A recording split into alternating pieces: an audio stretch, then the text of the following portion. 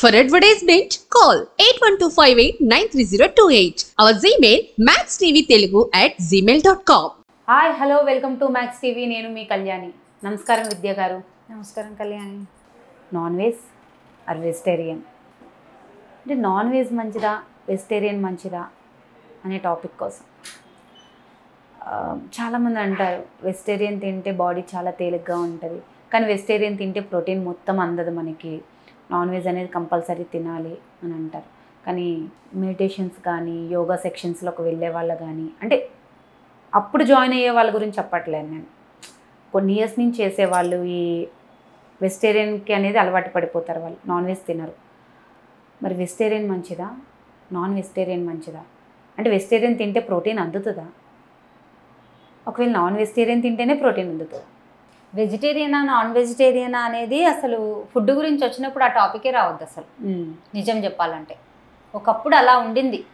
ఎందుకు? ఫుడ్ అనగానే మనం మనుషులం కదా ఫస్ట్. అయితే మనం జంతువులం అయినప్పుడు నాన్ వెజ్జా వెజిటేరియనా అనేది వస్తుంది, అంతే కదా.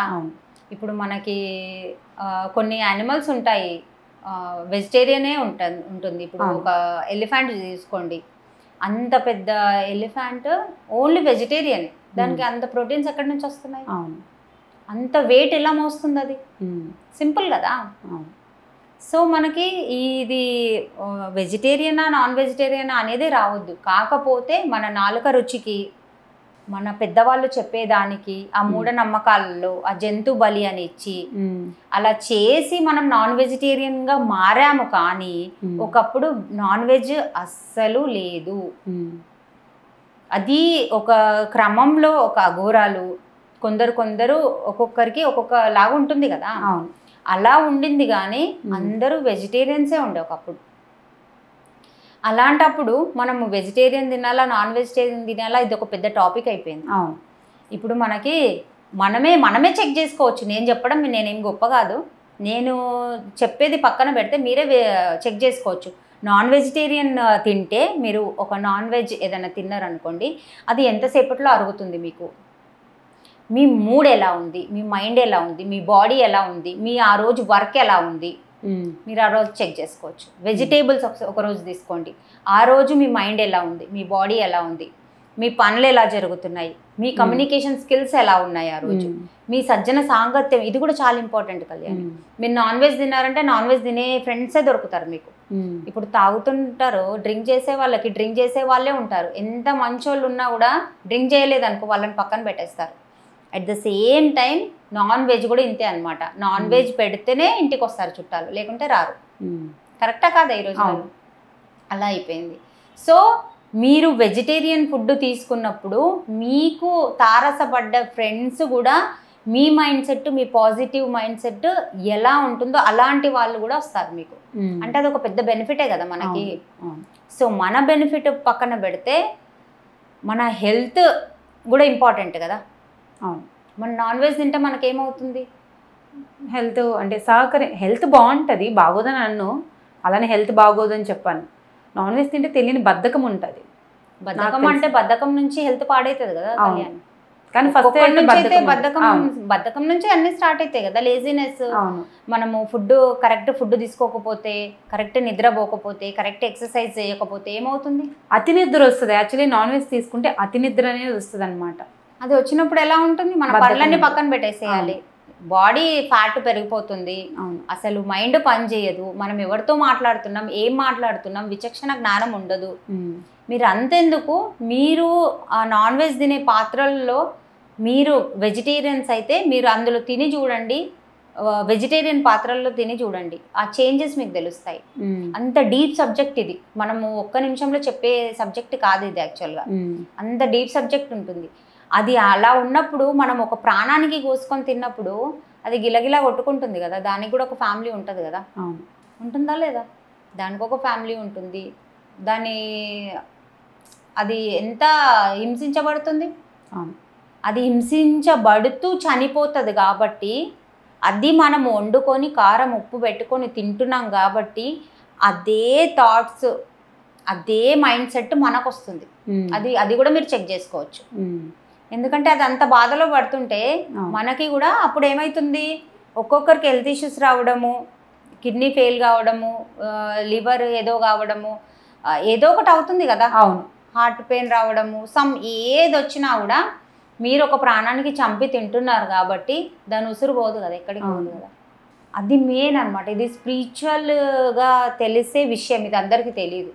కొందరు అంటారు అవి మా గురించే పుట్టినాయి అని అంటారు. మీ గురించి ఎందుకు పుట్టినాయి?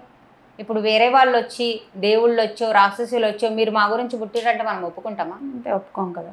మనకు తినేసేయండి మీ ఇంట్లో వాళ్ళకి తింటామంటే ఒప్పుకుంటామా? ఒప్పుకోం కదా. మరి అవి మన గురించి ఎందుకు పుట్టినాయి?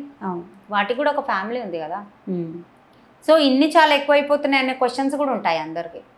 సో మీరు తింటున్నారు కాబట్టి వాళ్ళు పెంచుతున్నారు. అది కూడా ఎలా పెంచుతున్నారు? ఇప్పుడు ఈ రోజులలో అందరికీ తెలుసు, ఆ నాలెడ్జ్ ఉంది. ఇంజెక్షన్స్ ఇచ్చి ఆ ఎగ్స్కి కానీ ఆ కోళ్ళకి కానీ చిన్న చిన్న కోళ్ళకి కానీ ఇంత చిన్న పాప ఉంటుంది, దానికి ఇంజెక్షన్ ఇచ్చి ఒక వారం రోజులలో అది పెరిగేలాగా చేస్తారు. అదే అంత పెరుగుతుందంటే నీ బాడీలో ఏం జరుగుతుంది మరి అప్పుడు? అది తిన్నప్పుడు ఏం జరుగుతుంది? ఒకసారి విచక్షణ జ్ఞానంతో ఆలోచించాలి కదా. అటువంటిప్పుడు ఇవన్నీ వస్తాయి. మరి ఇటువంటి వచ్చినప్పుడు మరి ఆ ఆపరేషన్స్, ఈ ఆపరేషన్స్, లేకుంటే ఏదో హెల్త్ ఇష్యూస్ మీరు నాన్ వెజ్ ఫుడ్ తీసుకుంటే మీకు రిలేషన్ ప్రాబ్లమ్స్ కూడా ఉంటాయి తెలుసా కళ్యాణ్. దాని ఉసురు తగులుతుంది కదా మరి. అలా ఉంటుంది. చాలా డీప్ సబ్జెక్ట్ ఇది యాక్చువల్గా. మనం మాట్లాడుకుంటూ పోతే ఎన్ని రోజులో మాట్లాడవచ్చు, అంత సబ్జెక్ట్ ఇది. సో మనము మనుషులం కాబట్టి మన పనులు ఇలా ఉంటాయి. సో రాక్షసులకి పనులు పెద్దగా ఉంటుండే, రైట్. సో అప్పుడు వాళ్ళు అది ఇది కట్ చేసుకొని తినడం అది వేరు ఉంటుంది. ఇప్పుడు జంతువులకు కూడా పళ్ళు ఇంత మనలా ఉండవు, వాటికి కొరలు ఉంటాయి. అది ఎందుకు అంటే జంతువుకి అది చంపుకొని తింటుంది కాబట్టి, దానికి అవసరం కాబట్టి, అది జెన్యున్గా దానికి అదే ఫుడ్ కాబట్టి అది తింటుంది. కానీ మనకు అవసరం లేదు కదా కళ్యాణి. సో అసలు లాభం ఉందా ఇందులో మనకి? ఏది చూసినా అంత నెగిటివే కనిపిస్తుంది మనకి ఇప్పుడు. అటువంటప్పుడు మనకు వెజిటేరియన్ ఫుడ్డా నాన్ వెజిటేరియన్ ఫుడ్డా అని అది మాట్లాడుతున్నామంటే మన దౌర్భాగ్యం, అంతే కదా. మీరు పళ్ళు తీసుకోండి, మంచిగా సలాడ్స్ తీసుకోండి, నట్స్ తీసుకోండి, ఎంత మంచిగా శనగలు, పెసర్లు ఎన్నో ఉన్నాయి కదా. ప్రోటీన్స్ అన్నిట్లో వస్తాయి. ఇప్పుడు మేము తినకుండా ఉంటున్నాము, బ్రాహ్మిన్స్ తినకుండా ఉంటున్నారు, జైన్స్ తినకుండా ఉంటున్నారు. వాళ్ళకి అందట్లేదా ప్రోటీన్స్? ఎందుకు అందట్లేదు? అందుతున్నాయి కదా. మరి ఎందుకు అంటే మన నాలుక రుచి.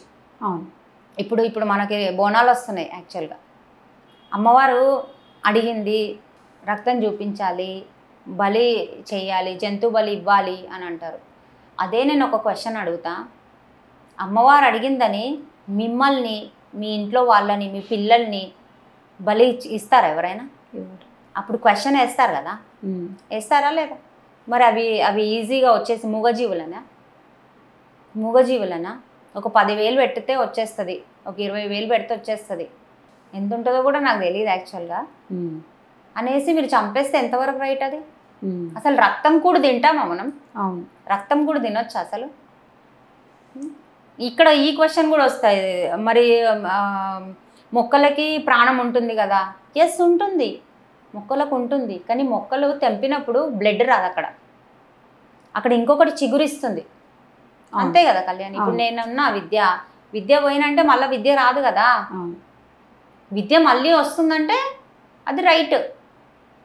విద్య ఆత్మ వస్తుంది, విద్య ఈ బాడీతో రాదు, ఇంకో బాడీతో వస్తుంది, అది వేరు. సో రక్తం కూడా తినే అవసరం మనకు లేదు, ఆ శవాలకి తినే అవసరం మనకు లేదు. థ్యాంక్ యూ అండి, చాలా చక్కగా చెప్పారు. ధన్యవాదాలు. Thank you so much.